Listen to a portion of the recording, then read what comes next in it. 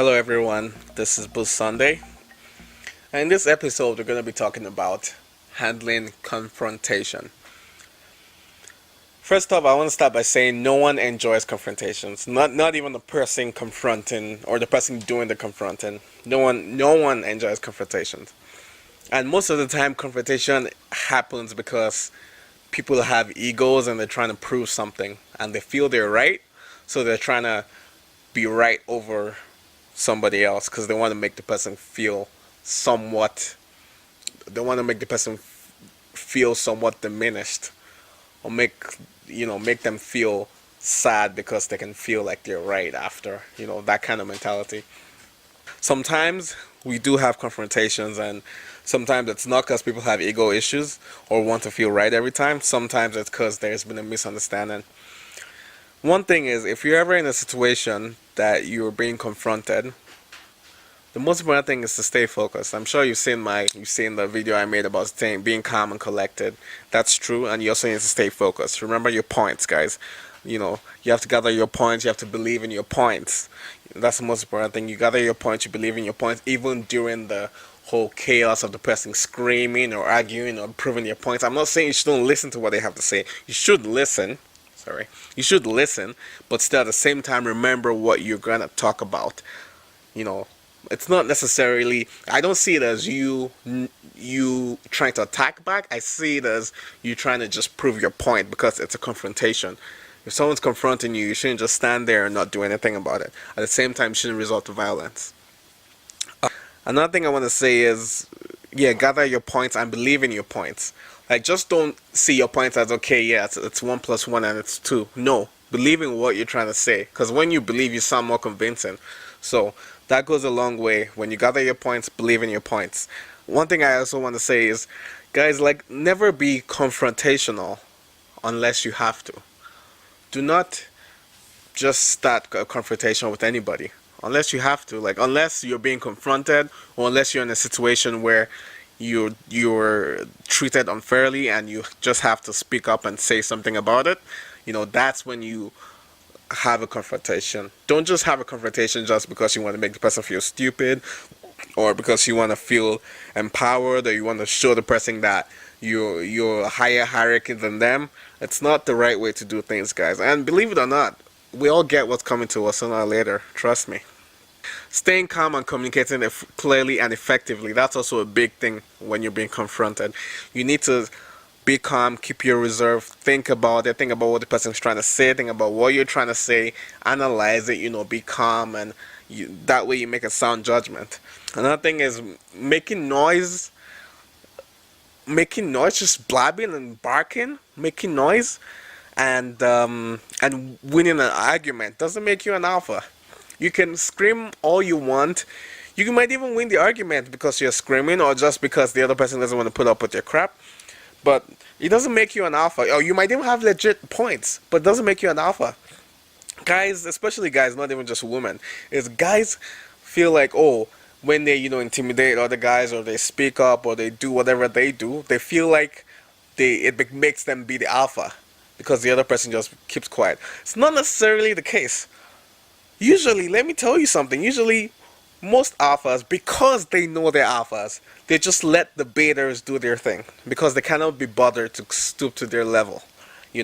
Like Michelle Obama once said, we don't go to their level, we rise over them. That's what she said. She said, when they go low, we go high. So you don't necessarily have to feel like you have to win every argument. You need to know when it's a waste of time and when it's not even worth it. So screaming and shouting doesn't make you an alpha. And one thing too is also to listen and not set out attack, but to understand the conflict and try to resolve it. Yeah, we need to listen and not try to attack me, attack you. No, it doesn't work that way. Like, you're handling a conflict. You can't just be like, okay, he attacked me, he said this word, so I have to say this back and all that. It doesn't work that way.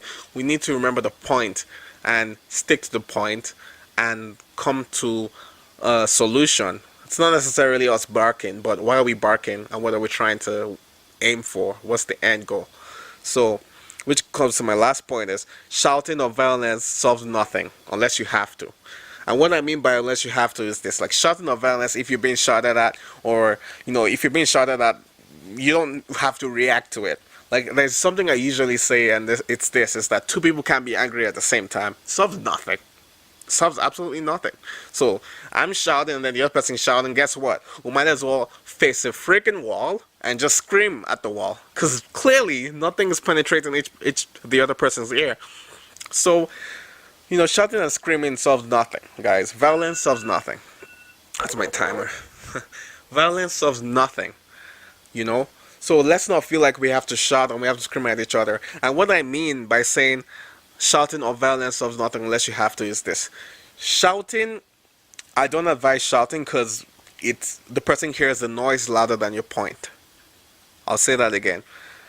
The person hears the noise rather than your point. So shouting, I wouldn't really support shouting when you're trying to prove your point.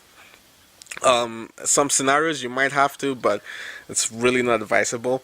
And the thing I want to say about this is saying violence solves nothing unless you have to.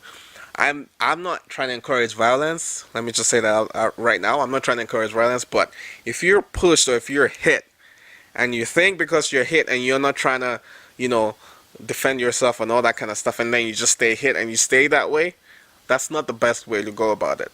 Because if you're being hit, the person would think he has a right to hit you again. So if you're being hit physically, now we're not talking about sparring with words, we're talking about physically hitting somebody.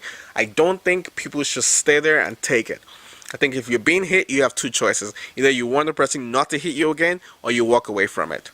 Those are the two chances. And if the person decides to hit you again, that means he disrespects you and feels it's a kind of feels on top of you, really. Pretty much feels he owns you or he's taking control of you, and that's unacceptable. So it's either you do something about it or you walk away as the bigger man.